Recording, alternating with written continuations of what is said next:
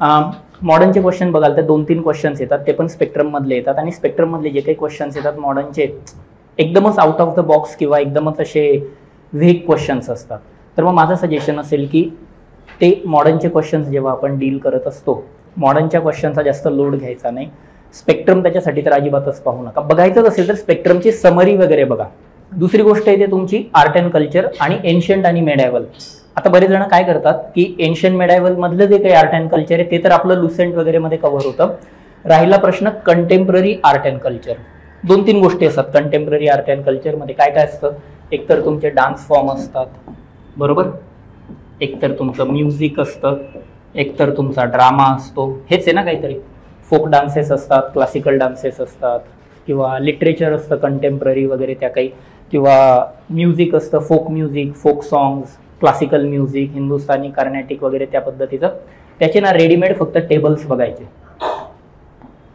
काहीच लोड नाही घ्यायचा.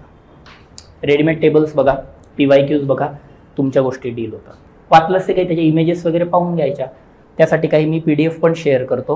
जेव्हा तुम्ही नितीन सिंघानियामधला तेवढा एक पार्ट पाहिला तरी I think that is more than enough. तुम्ही पाहिले असतील PYQs तर. आजकाल नाही विचारत ते, आजकाल फोकस याच्यावर जास्त आहे, एन्शियंट आणि मेडायवल मधलं आर्ट अँड कल्चर.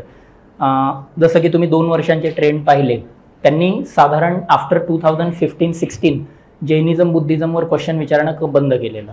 आणि आत्ता रिसेंटली 23 पासून जर तुम्ही बघा 23-24 जैनिझम बुद्धिझमवर ऑलमोस्ट 3-4 क्वेश्चन्स त्यांनी विचारलेले.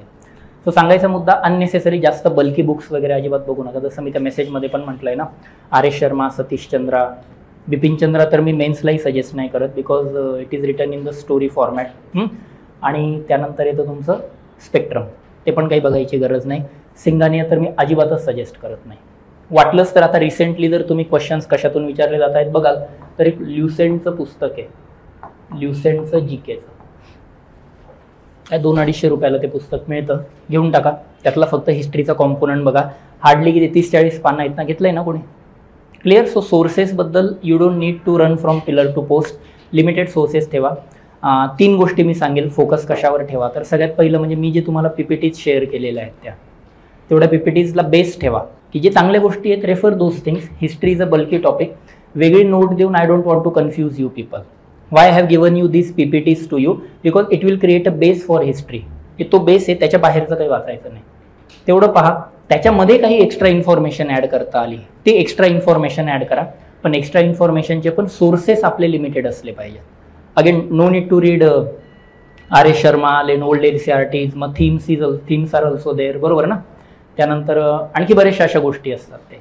तर मग ह्या सगळ्या गोष्टी काही वाचत बसायची गरज नाही. सो लिमिटेड एक नोट ठेवा, त्याची प्रिंट करा, आणि त्याच्या भोवती जर काही गोष्टी ॲडिशन्स वगैरे करायच्या असतील तर मग त्या over the period of time करायच्या. सो सगळ्यात पहिलं त्या PPTs राहू द्या. सेकंड मी म्हणेल PYQs. एक वेळ मी सजेस्ट करेल आपले जे डेलीचे MCQs आहेत ते सॉल्व्ह नका करा, म्हणजे मी ते काढलेच आहेत, ते तुम्हाला ती प्रिंट पण मिळेल, पण एक वेळ ते नका सॉल्व्ह करू यार. पण आधी PYQs बघून येतात जा हिस्ट्रीचे. आणि फक्त CSEचे नाही म्हणत आम्ही, पूर्ण जे मी त्या PYQ बुकमध्ये दिलेले आहेत, नाही कुठला कॉम्पोनंट निदान हिस्ट्री तरी करा त्यातून. कारण त्याच्याने काय होतं, it will restrict your scope for history.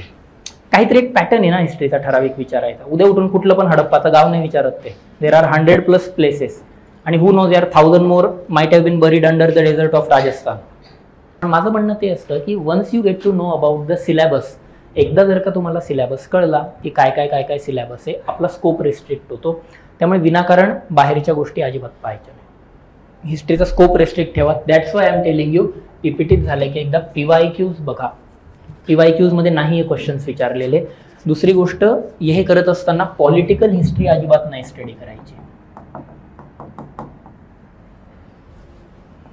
Political history आणि डेट्स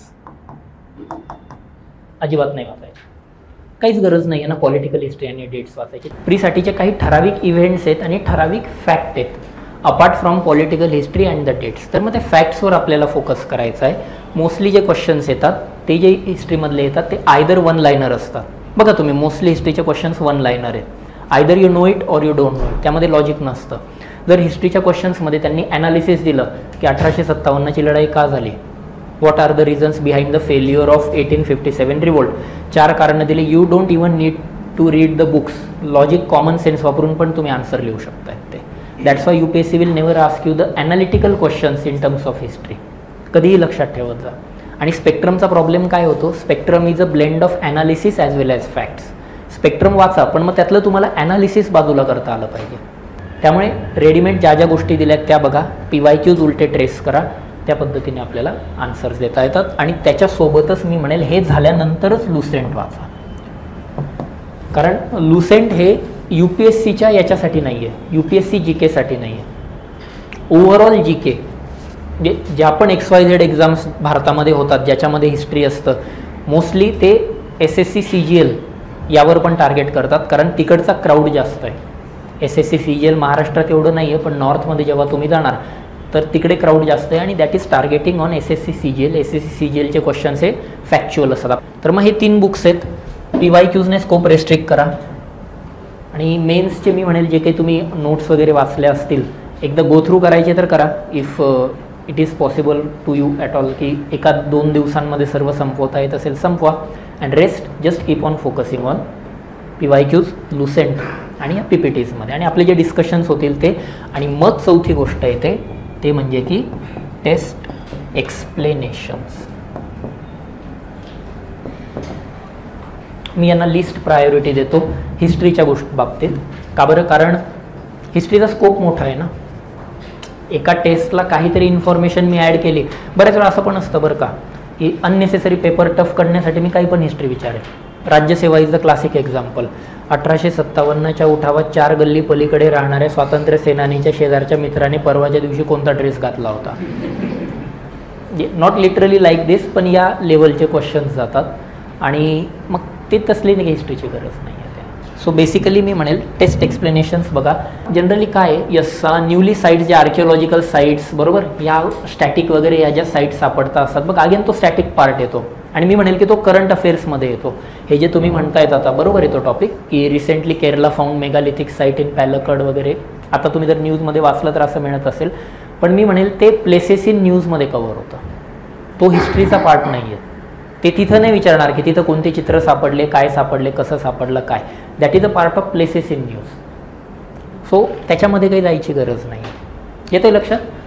सो अभ्यास करत असताना रेस्ट्रिक्टेड अभ्यास ठेवा हिस्ट्रीचा, लिमिटेड ठेवा, प्रॉपर ठेवा.